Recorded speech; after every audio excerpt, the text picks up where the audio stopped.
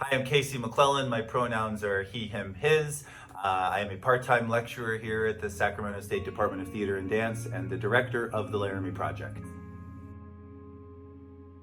I was actually inspired by the original off-Broadway production of the Laramie Project, which I was fortunate enough to see when I was living in New York City. So it's been something that I've wanted to direct for a very long time now. And once I got into devising theater and theater that was more based in movement and voice, I really started looking to Moises Kaufman and the Tectonic Theater Project and the work that they were doing.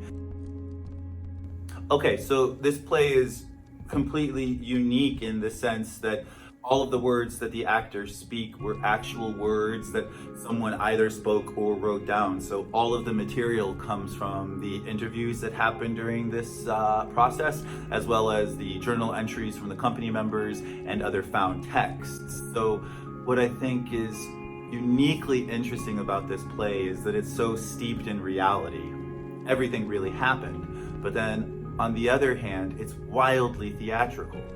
You get to work with an ensemble of 8 actors who play over 65 characters, and each of those characters has their own voice and their own way of moving. So the challenge for this piece and what was most unique is balancing that heightened sense of theatricality along with the absolute truth and rawness of the dialogue. Well, in this production specifically, one thing I really focused on was using the viewpoints, something that I teach in voice and movement here, and using all of the good that comes from when an ensemble of 8 people move together. So we use the vocabulary of the viewpoints throughout the rehearsal process, and that strategy automatically starts to create bonds between people. And these bonds are built in movement and spatial relationships, not necessarily words.